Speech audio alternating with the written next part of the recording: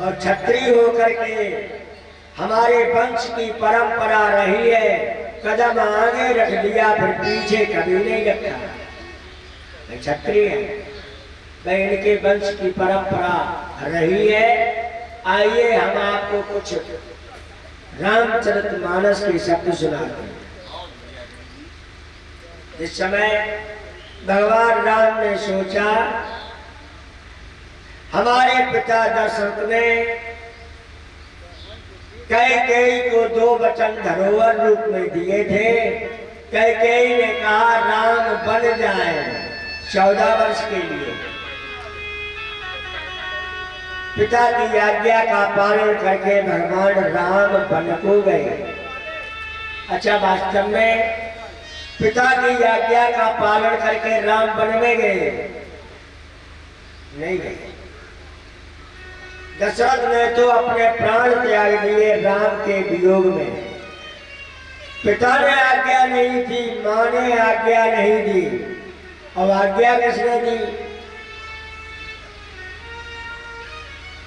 Ram one को क्यों गए? आज्ञा दी विमाता ने। कैकेयी के द्वारा भगवान राम वन में गए। भगवान राम मर्यादा पुरुषोत्तम है। भगवान राम जानते हैं पिता से 10 गुना बड़ा दर्जा माँ का होता है, माता से 10 गुना बड़ा दर्जा विमाता का होता है, माने दूसरी माँ का। माँ मेरी कहती मैं नहीं जाता, पिता कहते तो मैं वन को नहीं जाता, लेकिन आज मेरी विमाता ने आज्ञा दी है, इसलिए मैं वन को अवश्य जाऊंगा। कैकेयी के द्वारा भगवान राम वन में गए और सारे जीवन के लिए कैकेयी को कलंक लग गया भगवान राम का वनवास देने के लिए। परीक्षित, राम जैसी माता को कलंकित होना पड़ा। कोई अपनी कन्या का नाम कैकेयी रखता है? राम की अम्मा। कोई अपनी कन्या का नाम पूतना रखता है? कोई अपनी कन्या का नाम शूर्पणखा रखता है? नहीं रखता है, कलंकित है। बताते हैं कैकेयी छोटी सी थी, छोटी सी,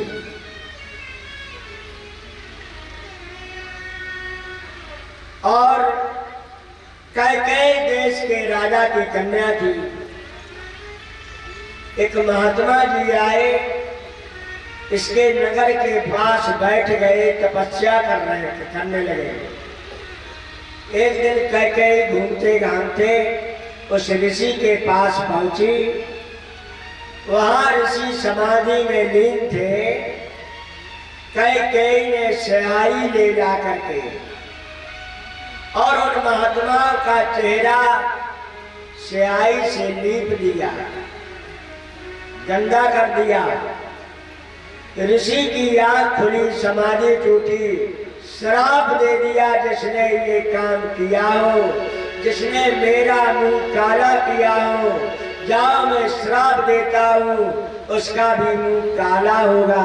इसीलिए कैकेयी को कलंकित होना पड़ा। बोलिए भक्त और भगवान की। राजा ने सोचा मेरी कन्या, कैकेयी को श्राप दे दिया महात्मा ने। अपनी कन्या को ले आए, चरणों में डाला। महात्मा ने वरदान भी दे दिया, जाओ तुम्हारी कन्या कलंकित तो होगी, श्राप अमिट नहीं होता है, लेकिन राम की माँ कहलाएगी, इसलिए इसकी राम के साथ में पूजा भी होगी। बोलिए भक्त और भगवान की। नई सत्यात परो धर्म, नान्यतात पातकम परम।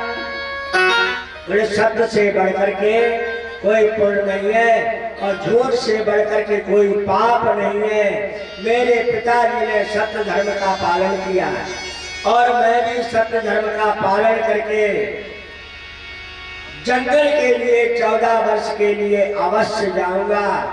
ऐसा सोच करके भगवान राम जंगल को चले गए, वन में चले गए लक्ष्मण और सीता जी के साथ में। इधर भगवान राम जब जंगल में पहुंचे, भगवान राम की निगाह पड़ी कि अस्त समूह देखे रघुराया, पूछे मुनि लागी अतिया।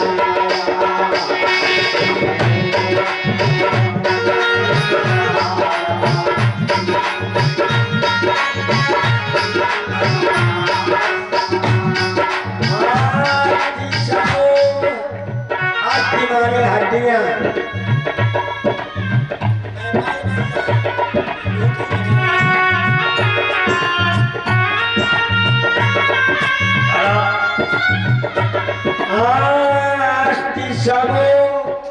अष्ट मारे हड्डियां, समूह मारे ढेर।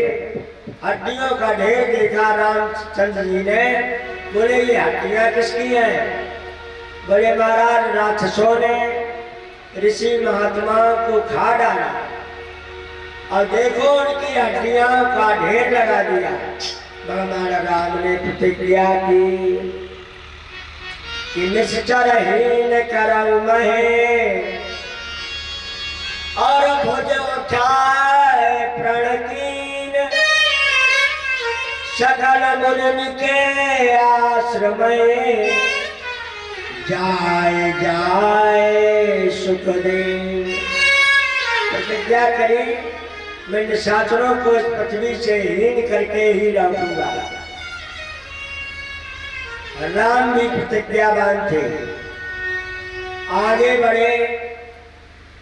रावण से घमासान युद्ध हुआ, भैया लक्ष्मण को शक्ति लगी, भगवान राम रोने लगे।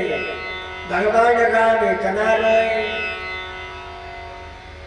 मिलन जगत सहोदर भ्राता। बोले भैया लक्ष्मण तुम मूर्छित हो गए और तुम्हारे बिना हम रावण पे विजय कैसे प्राप्त कर सकते? लिहाजा भैया आंखें खोलो, जाग जाओ, हमारी प्रतिज्ञा है। मैंने तिलक कर दिया विभीषण का, लंका का राज्य दिया मैंने विभीषण को, और बिना तुम्हारे युद्ध में मैं हार जाऊंगा।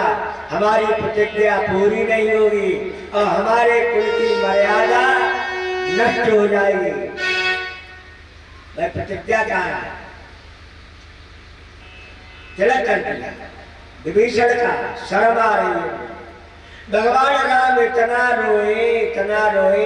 हमारे एक भजन में लिखा है, भगवान राम कहते हैं भैया लक्ष्मण आंखें खोलो, आंखें खोलो, हमें देखो। रो रहे हैं, इतना रोए भगवान राम। और रोए क्यों? भाई इसका भी कारण था। भगवान रोए इसलिए, बोले तात को सोच न मात को सोच, न सोच हमें बनवास भय को, सिय गए को सोच नहीं सोच जटायु के पंख कटे को। ऐ भैया तेरी शक्ति को सोच, न सोच हमें बनवास भय को। बोले फिर सोच किस बात का है? बोले एक ही सोच मेरे मन माहे, जो सोच विभीषण गए को। भैया मेरे हृदय में केवल एक सोच है, मैंने विभीषण का राज तिलक कर दिया। इसलिए भैया जाग जाओ आंखें खोलो, मिले न जगत सहोदर भ्राता। और भैया तुम मर गए तो मैं अपनी माँ का अकेला पुत्र हूँ। हमारी मैया तुम्हारे माँ को सौंप देगी और मेरी माता निपूती हो जाएगी। भगवान राम आज सोच रहे हैं हमारी कुल की मर्यादा है, प्राण जाए पर वचन न जाई। भले ही प्राण चले जाए लेकिन वचन नहीं जाना चाहिए। प्यारे बंधुओं, माने हमारे इस क्षत्रिय धर्म में राम के वंशज जितने भी हुए बड़े सत्यवादी और प्रतिज्ञावादी हुए। भागवत में वर्णन आता है, भागवत में भगवान राम के पूर्वजों का वर्णन आता है। इनके गुरु वशिष्ठ हैं।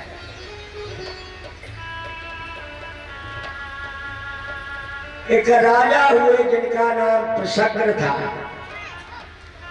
इन प्रसन्न महाराज को गुरुजी ने आज्ञा दी कि जाओ तुम गायों की रक्षा करो, गायों की रक्षा करो। महाराज प्रसन्न तलवार लेकर के गायों की रक्षा करते हैं रात और दिन। बड़ी तेजी से एक दिन आंधी बारिश तूफान आया। प्रसन्न महाराज तलवार लेकर के बैठे हैं, इतने में एक गाय बभाने लगी। गाय चिल्लाने लगी। महाराज प्रसन्न दौड़े। अंधेरी रात्रि में